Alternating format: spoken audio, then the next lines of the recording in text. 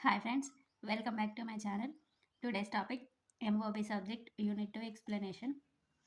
Unit 2 Organizational Design, Structure and Decision Making. Introduction. Organizational design is the process of structuring an organization to achieve its goals and objectives. It involves defining roles, responsibilities, and relationships among employees as well as determining the best way to allocate resources and coordinate activities. First of all organizational design అంటే ఏంటంటే, ఒక organisation స్ట్రక్చర్‌ని define చేయడం అన్నట్టు. ఎవరెవరికి ఏ roles ఇవ్వాలి, ఏ ఏ ఎంప్లాయ్‌కి ఎలాంటి responsibilities ఇవ్వాలి, ఏ డిపార్ట్‌మెంట్‌కి ఎలాంటి రిసోర్సెస్ అలొకేట్ చేయాలి అనేది ఆర్గనైజేషనల్ డిజైన్ అంటారు. ఎలా మెయింటైన్ చేయడం, ఆర్గనైజేషన్‌ని ఎలా డిఫైన్ చేసి, ఎలాంటి స్ట్రక్చర్ ఇవ్వడం అనేది. Elements of organizational design. Work specialization. Dividing jobs into specific task that individuals specialize in. ఇప్పుడు వర్క్ స్పెషలైజేషన్ అంటే మార్కెటింగ్ ఫీల్డ్‌లో మార్కెటింగ్ ఫీల్డ్‌కి సంబంధించిన స్కిల్స్ ఉన్న వాళ్ళని మార్కెటింగ్ డిపార్ట్‌మెంట్‌లో జాబ్ ఇవ్వాలి వాళ్ళకి. అలానే ప్రొడక్షన్ డిపార్ట్‌మెంట్ మీద అవగాహన ఉన్న వాళ్ళకి ప్రొడక్షన్ డిపార్ట్‌మెంట్. అలా సేల్స్ క్లయింట్స్‌తో డీల్ చేసే స్కిల్స్ ఉన్న వాళ్ళని సేల్స్ డిపార్ట్‌మెంట్‌కి అసైన్ చేయాలి. అలా వర్క్ స్పెషలైజేషన్ అంటే అది. ఏ డిపార్ట్‌మెంట్‌కి ఎవరైతే సూటబుల్ అవుతారో వాళ్ళని ఆ డిపార్ట్‌మెంట్‌కి అసైన్ చేయడం అన్నట్టు. అది వర్క్ స్పెషలైజేషన్.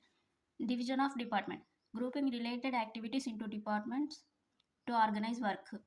అంటే సేమ్ రిలేటెడ్ ఇప్పుడు ప్రొడక్షన్‌కి సంబంధించింది ప్రొడక్షన్ డిపార్ట్మెంట్‌కి ఇవ్వడం వర్క్ అలాంటి మ్యానుఫ్యాక్చరింగ్ డిపార్ట్మెంట్‌కి. సేల్స్ డిపార్ట్మెంట్‌కి ఎలాంటి వర్క్ ఇవ్వాలో అది సెపరేట్ చేయడం అన్నట్టు. అలా ఒక్కొక్క డిపార్ట్మెంట్‌ని ఒక్కొక్క రకంగా తీర్చిదిద్దడం అన్నట్టు. వాళ్ళకి ఆ రిలేటెడ్ వర్క్ ఇస్తే వాళ్ళు ఎఫెక్టివ్‌గా చేయగలుగుతారు. ఇప్పుడు మనం సేల్స్ డిపార్ట్మెంట్‌కి ప్రొడక్షన్ వర్క్ ఇస్తే వాళ్ళు చేస్తారా? చెయ్యరు. ఎందుకంటే వాళ్ళు ఎక్స్‌పర్ట్స్ కారు కాబట్టి. Okay. Chain of command. Chain of command అంటే a clear line of authority from top to bottom showing who reports to whom.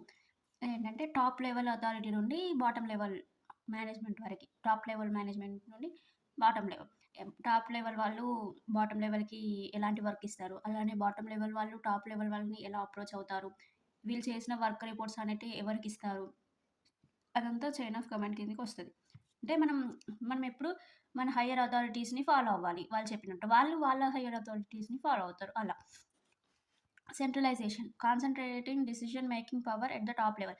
Centralisation అంటే decision making only top level management వాళ్ళే తీసుకుంటారంట. రిమైనింగ్ మేనేజ్మెంట్ వాళ్ళకి అంటే lower level ఇప్పుడు workers గాని, employees గాని, linemen గాని వీళ్ళకి ఛాన్స్ ఇవ్వరన్నట్టు. అది డీసెంట్రలైజేషన్. డీసెంట్రలైజేషన్ అంటే delegating decision making to lower level managers or employees.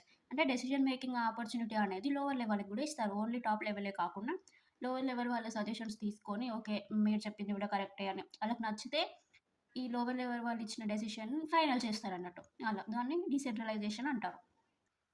Span of control. The number of employees a manager directly supervises. అంటే ఒక మేనేజర్ ఎంతమంది ఎంప్లాయీస్‌ని డైరెక్ట్ చేయగలడు, ఎంతమంది ఎంప్లాయీస్‌కి బాస్‌గా ఉండి వాళ్ళకి వర్క్ అసైన్ చేసి వాళ్ళతో వర్క్ చేపించగలడు అనేది.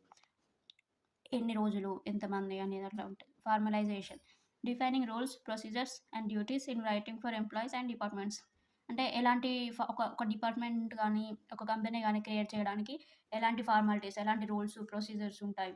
అవన్నీ చేయడం అన్నట్టు. ఫార్మాలిటీస్ కంప్లీట్ చేయడం అన్నట్టు. నెక్స్ట్ ఫస్ట్ క్వెషన్ ఇప్పుడు ఇంతవరకు చెప్పుకున్నంత ఇంట్రొడక్షన్ పార్ట్. ఇప్పుడు ఫస్ట్ క్వెషన్ చూద్దాం. Explain about basic and advanced models of organizational design. Organization డిజైన్‌లో బేసిక్ అండ్ అడ్వాన్స్‌డ్ మోడల్స్ ఉంటాయంట. అవేంటో ఎక్స్‌ప్లెయిన్ చేయమంటున్నాడు. Basic models, simple design. Basic మోడల్స్‌లో first one simple design. Simple design అంటే ఇట్లా నార్మల్‌గా ఒక అంటే ఎలాంటి ఎక్స్‌పెన్సెస్ కాకుండా నార్మల్‌గా ఉంటదన్నట్టు. A flat, fast and inexpensive structure with clear accountability. దానికి కొన్ని ఫ్యూచర్స్ ఉంటాయి. ఏంటంటే లో డిపార్ట్‌మెంటలైజేషన్ అంటే ఫ్యూ డిపార్ట్‌మెంట్స్ కొన్ని డిపార్ట్‌మెంట్స్ మాత్రమే ఉంటాయి. Centralized authority. One person makes decisions. Centralized అంటే టాప్ లెవెల్ అని చెప్పుకున్నాం కదా! టాప్ లెవెల్‌లో అంటే ఇప్పుడు ఈ డీసెంట్రలైజ్డ్ అంటే లో లెవెల్, టాప్ లెవెల్ అందరూ వస్తారు. ఇక్కడ సెంట్రలైజ్ అంటున్నారు కాబట్టి only one person. Little formalisation అంటే ఫ్యూ రూల్స్. లిటిల్ అంటే కొన్ని చిన్నగా అలా వస్తది గదా! ఇక్కడ ఫ్యూ రూల్స్ అన్నట్టు. కొన్ని రూల్స్ మాత్రమే ఫాలో అయ్యి కంపెనీని క్రియేట్ చేయడం గానీ, ఆర్గనైజేషన్‌ని ఇంప్లిమెంట్ చేయడం గానీ జరుగుతుంది. Wide span of control. Manager overseas many employees. లో స్పాన్ ఆఫ్ కంట్రోల్ అంటే కొంతమందిని కొంతమంది ఎంప్లాయీస్‌ని మేనేజర్ కంట్రోల్ చేయగలడు అని. ఇక్కడ వైడ్ స్పాన్ అంటున్నారు కాబట్టి చాలా మంది ఎంప్లాయీస్‌ని కవర్ చేస్తాడు అలా. Second point bureaucracy. A structure with many rules, clear hierarchies and specialized departments. దీంట్లో చాలా రూల్స్ అండ్ రెగ్యులేషన్స్ వేరే వేరే హైరార్కీస్ ఉంటాయంట. మళ్ళీ స్పెసిఫైడ్ డిపార్ట్మెంట్స్ ఉంటాయి. పర్టిక్యులర్ డిపార్ట్మెంట్స్ ఉంటాయన్నట్టు. ఫ్యూచర్స్ వచ్చేసి high formalization, many rules and procedures, centralized authority with a narrow span of control, managers oversee few employees. ఇక్కడ మేనేజర్స్ కొంతమందినే చూస్తారన్నట్టు. కొంతమంది వర్క్‌ని చెక్ చేసుకుంటూ వాళ్ళకి కొంతమంది ఎంప్లాయీస్‌కి వర్క్ అసైన్ చేస్తారు. ఎందుకంటే వాళ్ళ capability only few employees only, not many. Tasks grouped into functional departments. అంటే ఏ డిపార్ట్మెంట్‌కి ఎలా ఇవ్వాలి అనేది టాస్క్స్ అనేది గ్రూప్స్ చేస్తారంట అలా. Third one matrix design. Commands functional and project based structures, employees report to multiple managers. ఇక్కడ మ్యాట్రిక్స్‌లో ఫంక్షనల్, ప్రాజెక్ట్ బేస్డ్ ఇద్దరు ఉంటారు. ఫంక్షనల్ అంటే సెవెరల్ డిపార్ట్మెంట్స్ ఉంటాయి కదా! మార్కెటింగ్, ఫైనాన్స్, ప్రొడక్షన్, సేల్స్ ఇలా. అలానే ప్రాజెక్ట్ బేస్డ్ అంటే ఓన్లీ ప్రాజెక్ట్స్ ఉన్నప్పుడే వాళ్ళు వర్క్‌లో ఉంటారు. మిగతా టైంలో బెంచ్ మీద ఉంటారంటారు కదా! అలా. ఇక్కడ ఎంప్లాయీస్ మే మల్టిపుల్ మేనేజర్స్‌కి రిపోర్ట్ ఇవ్వచ్చన్నట్టు. ఎందుకంటే ఇక్కడ కాంబినేషన్ కదా! కమెంట్స్ అన్నారు కాబట్టి మ్యాట్రిక్స్ అంటే సెవెరల్ మేనేజర్స్ ఇంక్లూడ్ అవుతారు. సెవెరల్ ఎంప్లాయీస్ ఇంక్లూడ్ అవుతారు. ఈ ఎంప్లాయీస్ ఏ మేనేజర్‌కైనా వాళ్ళ రిపోర్ట్‌ని ఇవ్వచ్చు. Advanced models. First one, modular organization. Breaks the organization into independent units or modules that can be reassembled as needed. అంటే మాడ్యులర్ అంటే ఆర్గనైజేషన్‌ని చిన్న చిన్న ఇండిపెండెంట్ పార్ట్స్‌గా డివైడ్ చేస్తారంట. అవసరం అవసరానికి తగ్గట్టు అలా. Hollow organization. Focuses on core activities while outsourcing non core functions. అంటే ఓన్లీ మెయిన్ యాక్టివిటీస్ మీద కాన్సంట్రేట్ చేస్తారంట. Network organization. Relies on external partnerships and network to operate. అంటే బయట వాళ్ళతో మంచి రిలేషన్‌షిప్ మెయింటైన్ చేసి, పార్ట్నర్‌షిప్స్ మెయింటైన్ చేసి, నెట్వర్క్‌ని బిల్డ్ చేస్తారన్నట్టు. ఆపరేషన్స్ మంచిగా జరగడానికి కంపెనీలో. Virtual organization. Uses technology to manage remote teams and operations. Example online business. Online బిజినెస్‌లో ఏంటిది ఇప్పుడు మనం రియాలిటీలో ఆ కంపెనీకెళ్ళి చూడకపోయినా గూడా మనం ఇక్కడుండి ఆర్డర్ పెట్టుకోవచ్చు. ఫ్రీలాన్సింగ్ చేయడం, ఆన్‌లైన్ బిజినెస్ చేయడం అని అంటారు కదా! ఆన్‌లైన్‌లో మార్కెటింగ్ చేస్తున్నారు. అదంతా వర్చువల్ ఆర్గనైజేషన్ కిందకొస్తది. Boundaryless organization. Removes traditional boundaries between departments or external partners for flexibility. అంటే మనం ఇంపోర్ట్ చేసుకోవచ్చు, ఎక్స్‌పోర్ట్ చేసుకోవచ్చు అదర్ కంట్రీస్‌కి. అదర్ కంట్రీస్‌తో మనం బిజినెస్ చేయొచ్చు అన్నట్టు. అంటే ఎలాంటి బౌండరీ అనేది ఉండదు. Linear organization. Streamlines processes to reduce waste and improve efficiency. ఇందులో వేస్ట్ అనేది రెడ్యూస్ అవుతది. ఎఫిషియన్సీ కూడా ఇంప్రూవ్ అవుతదన్నట్టు. Second question. Describe main approaches to organization structure. Organization స్ట్రక్చర్‌కి మెయిన్ అప్రోచెస్ ఏముంటాయి? First one, functional organization structure. Employees are grouped by their expertise. Example marketing, finance, production. All the departments will report to the CEO. ఇప్పుడు ఇక్కడ ఏంటంటే functional organisation స్ట్రక్చర్‌లో ఎవరెవరు ఏ కేటగిరీకి చెందిన ఎంప్లాయో వాళ్ళని ఆ కేటగిరీలో ఏస్తారన్నట్టు. వాళ్ళందరూ ఆళ్ళ వర్క్ అయిపోయిన తర్వాత సీఈఓకి వాళ్ళ రిపోర్ట్ అనేది చూపిస్తారు. ఇక్కడ డయాగ్రామ్స్ ఎయ్యండి. మీకు ఈ మ్యాటర్ ఏం రాకపోయినా కూడా డయాగ్రామ్ ఏసినా కూడా మార్క్స్ పడతాయి. సో, డయాగ్రామ్స్ అయితే చూసుకోండి. ఫస్ట్ సీఈఓ టాప్ లెవెల్‌లో ఉంటాడు కదా! సీఈఓ. తర్వాత కింద ఎవరుంటారు? మార్కెటింగ్ డిపార్ట్మెంట్ కావచ్చు, production, sales, finance, HR department ఇలా ఎవ్వరైనా కూడా వీళ్ళ రిపోర్ట్స్ అనేటివి సీఈఓకి చూపిస్తారన్నట్టు. అది. ఇది ఫంక్షనల్ స్ట్రక్చర్ చార్ట్ అంటారు. Next one, product based structure.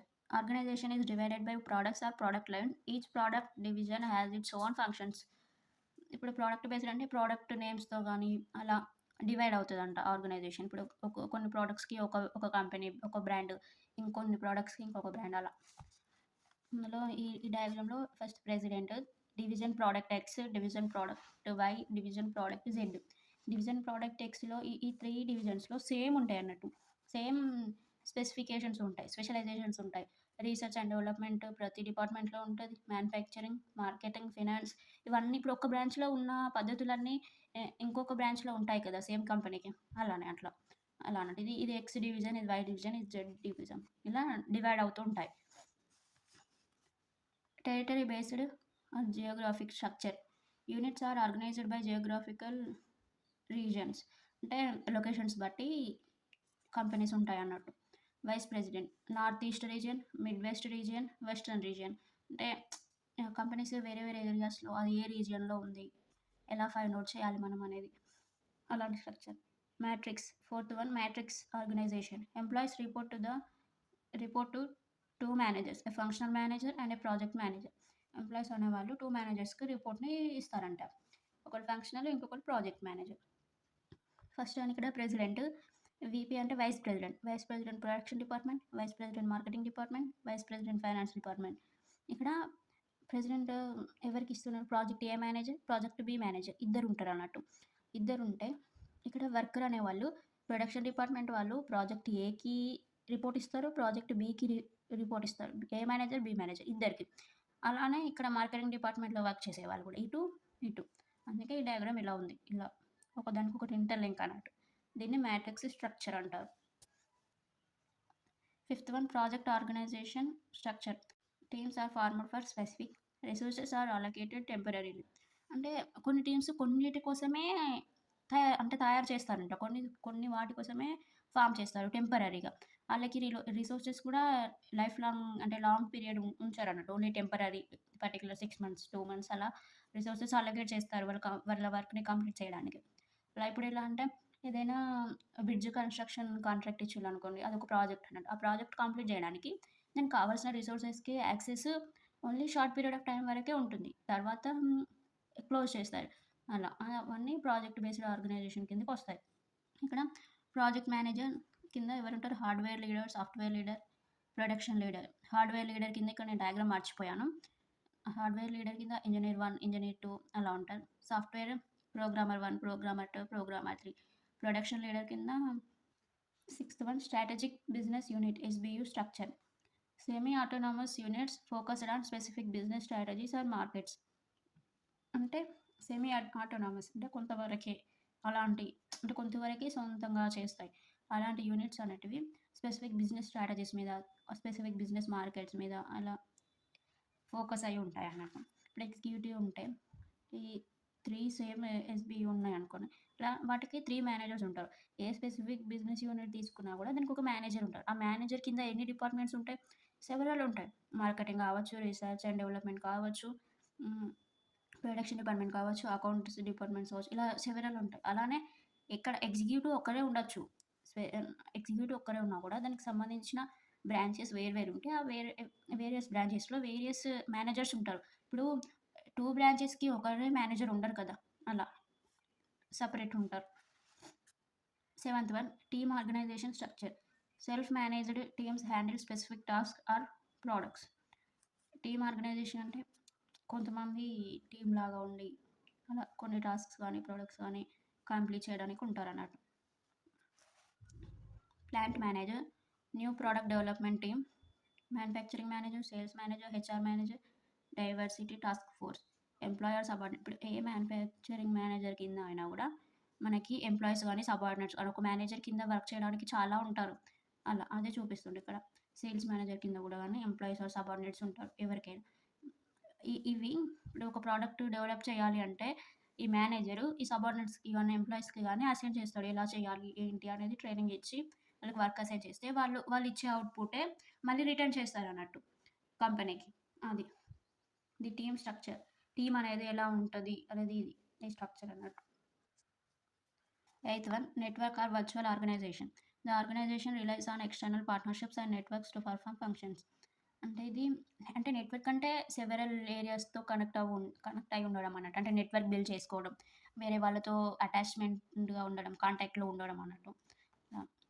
Company core first management information, accounts receivable and building, benefit administration, security. ప్రతి ఒక్క కంపెనీకి మేనేజ్మెంట్ ఇన్ఫర్మేషన్ ఉంటుంది. అకౌంట్స్ రిసీవబుల్, అకౌంట్స్ ఎంత వస్తున్నాయి ఏంటి అనేది, ఆ బిల్డింగ్ అవన్నీ ఉంటాయి. సెక్యూరిటీ ఉంటుంది. బెనిఫిట్ అడ్మినిస్ట్రేషన్ ఏంటి అనేది. దీన్ని నెట్వర్క్ స్ట్రక్చర్ అని అంటారంట. Decentralized organization structure. Decision making authority spread across lower levels of the organization. Decision అనేది లోవర్ లెవెల్స్కి కూడా ఛాన్స్ ఇస్తారు అన్నట్టు. వాళ్ళు కూడా ఆలోచించి చెప్పొచ్చు, మీరు కూడా డెసిషన్స్ తీసుకోవచ్చు అనే ఫ్రీడమ్ ఇస్తారు అన్నట్టు. అక్కడ సిఇఓ ఐటీ సర్వీసెస్ డిపార్ట్మెంట్కి ఇస్తారు, ఫైనాన్షియల్ డిపార్ట్మెంట్కి, HR, R and D, design, marketing, production, sales అలా ఎవరికైనా ఛాన్స్ ఇస్తారు అన్నట్టు. Third question, what is decision making? Explain about open and closed decision making models. అసలు డెసిషన్ మేకింగ్ అంటే ఏంటి, దాంట్లో open and closed decision making models అంటే ఏంటి అని అడుగుతున్నా. ఇక్కడ డెసిషన్ మేకింగ్ అంటే decision making is the process of selecting the best course of action from available alternatives to achieve a goal. ఇప్పుడేంటంటే కొన్ని ఆల్టర్నేటివ్స్ ఉంటాయంట. దాంట్లో మనకి ఏది బెస్ట్ అని ఏదైతే ఎక్కువ రిజల్ట్ ఇస్తది, ఏదైతే కంపెనీకి ప్రాఫిట్స్ తేగలుగుతది అనే నమ్మకం మనం అప్పుడు మనం ఆ ఆల్టర్నేటివ్‌ని చూజ్ చేసుకుంటాం. మనం ఎప్పుడు బెస్ట్ ఆఫ్ యాక్షన్‌నే చూజ్ చేసుకుంటాం. 2 ఆప్షన్స్ ఉన్నప్పుడు ఒకటి బెస్ట్ ఉండి, ఒకటి నార్మల్ ఉంటే మనం నార్మల్‌ది చూజ్ చేయము గదా! అలా బెస్ట్ దాన్ని చూజ్ చేయడమే డెసిషన్ మేకింగ్ అంటారు. ఇప్పుడు ఇక్కడ first one open decision making model. The manager doesn't know the full environment or outcomes. The situation is uncertain or probabilistic. The manager sets a broad objective and explores many possible decisions without a fixed role or method. ఇప్పుడు ఇక్కడ open decision మేకింగ్‌లో ఎలా ఉంటదంటే మేనేజర్‌కి ఆ problem గురించి తెలవదు. అక్కడ ఎలాంటి డెసిషన్ ఫ్రేమ్ చేయాలో కూడా తెలీదు. కానీ తను నార్మల్‌గా ఆన్ ది టైమ్ ఏదో ఒక డెసిషన్‌ని తీసుకుంటాడు. ఎందుకంటే అప్పుడు ఆ సిట్యుయేషన్‌లో ఖచ్చితంగా తీసుకోవాలి కాబట్టి ప్రాబ్లమ్ గురించి కానీ, దాని గురించి ఎలాంటి అవేర్‌నెస్ లేకపోయినా గూడా అప్పుడు డెసిషన్స్ ఫ్రేమ్ చేస్తారన్నట్టు. అది ఓపెన్ డెసిషన్ కింద వస్తది. మళ్ళీ అలా చేయడం వల్ల రిజల్ట్స్ ఎలా ఉంటాయో గూడా మనం ఎక్స్‌పెక్ట్ చేయలేం. ఎందుకంటే ఇప్పుడు మనకు ఒక దాని గురించి తెలిసి మనం దాని మీద డెసిషన్ తీసుకుంటే, ఆ డెసిషన్ వల్ల మనకు అవుట్‌పుట్ ఏంటి అనేది మనం ముందే ఎక్స్‌పెక్ట్ చేయగలుగుతాం. ఇప్పుడు ఇది మనకు తెలీదు కాబట్టి ఏదో నార్మల్‌గా డెసిషన్ తీసేసుకుంటే దానివల్ల అవుట్‌పుట్ కూడా నార్మల్‌గానే వస్తది. మనకంత ప్రొడక్టివ్‌గా రాదు అన్నట్టు అలా. Advantages encourages creativity, decentralised thinking, new ideas. ఇక్కడ మనకి అవేర్‌నెస్ లేకపోయినా కూడా డెసిషన్ తీసుకుంటున్నామంటే మనలో క్రియేటివిటీ అనేది బయటపడుతుందన్నట్టు. ఇక్కడ క్రియేటివిటీని ఎంకరేజ్ చేసినట్లు అవుతుంది. డీసెంట్రలైజ్డ్ థింకింగ్ అంటే నార్మల్‌గా టాప్ లెవెల్ ఓన్లీ కాకుండా మనకంటే బిలో స్టేజ్‌లో ఉన్న వాళ్ళని కూడా మన సజెషన్స్ తీసుకొని అలా థింక్ చేసి అలా న్యూ ఐడియాస్ రైజ్ అవుతాయి అన్నట్టు. న్యూ ఐడియాస్ వస్తాయి. అలా ఇలా చేయడం వల్ల ఓపెన్ డెసిషన్ మేకింగ్ ఇంప్లిమెంట్ చేయడం వల్ల. డిసడ్వాంటేజెస్ ఏముంటాయంటే నో క్లియర్ స్టెప్స్. అసలు ఎలాంటి క్లియర్ ఇన్ఫర్మేషన్ మన దగ్గర లేదు కాబట్టి మనం ఏదో అలా చేసినామా అంటే చేసినా అన్నట్టు చేస్తాం కదా! అందుకే నో క్లియర్ స్టెప్స్ అంటున్నాడు. ఎరాటిక్ రిజల్ట్స్ అసలు మనం అనుకున్నట్టు రావు రిజల్ట్స్. మనం అనుకోలేము అసలు గెస్ చేయలేము. మనం ఫోర్‌కాస్ట్ చేయలేమన్నట్టు. And lack of specific objectives. అంటే పర్టిక్యులర్ గోల్స్ గాని అవి రీచ్ అవ్వలేమన్నట్టు. Second one, closed decision making model. The manager knows the environment and all possible outcomes. The problem is well structured. The manager has a definite method or model to analyze each alternative and its exact outcome. ఇక్కడ మేనేజర్‌కి ఏంటిది awareness ఉందన్నట్టు. దేని మీద ఆ environment మీద, ఆ problem మీద తనకి అవేర్‌నెస్ ఉంది కాబట్టి ఎలాంటి అవుట్‌పుట్ వస్తది, ఎలాంటి అవుట్‌కమ్స్ వస్తాయి అనే దాని మీద మనం ఫోర్‌కాస్ట్ చేయొచ్చు బిఫోర్ ద రిజల్ట్. ఇక్కడ మేనేజర్ అనే అతను వెల్ స్ట్రక్చర్డ్ మెథడ్స్ కానీ, రూల్స్ గానీ ఫాలో అవుతాడు. ఇక్కడ మంచి మోడల్స్ ఫాలో అవుతాడు. ఎందుకంటే తనకు అన్నీ తెలుసు. ఇప్పుడు మనం ఒక విషయం గురించి తెలిసినప్పుడు ఎక్స్‌ప్లెయిన్ చేయడం ఎంత ఈజీయో, తెలవకపోతే ఎక్స్‌ప్లెయిన్ చేయడం అంత కష్టం. ఇక్కడ ఈయనకు తెలుసు కాబట్టి తను మంచిగా ఇంప్లిమెంట్ చేస్తున్నాడిక్కడ. అది క్లోజ్డ్ డెసిషన్ మేకింగ్ అంటారు. ఇక్కడ ఈ డెసిషన్ మేకింగ్ అనేది క్లియర్‌గా ఉంటది. Clear and impressive. దానివల్ల అవుట్‌పుట్ కూడా చాలా బావుంటదన్నట్టు. Advantages decisions are systematic, predictable and based on complete information. ఇక్కడ తనకు అన్నీ తెలుసు కాబట్టి డెసిషన్ మేకింగ్ ఎలా జరుగుతది? కంప్లీట్ ఇన్ఫర్మేషన్ మీద జరుగుతది. మళ్ళీ డెసిషన్ అనేది సిస్టమాటిక్‌గా ఉంటాయి. ప్రెడిక్టబుల్ అంటే ఫ్యూచర్‌లో ఏం జరుగుతుంది ఈ డెసిషన్ తీసుకుంటే అనేది కూడా మనం ముందే అంచనా వేయొచ్చు. అంటే ముందే ఫోర్‌కాస్ట్ చేయొచ్చు. ఈ డెసిషన్ బెటరా? కాదా? అనేది అలా. So, thank you friends. Please subscribe to my channel. Like, share and comment in the comment section. Thank you.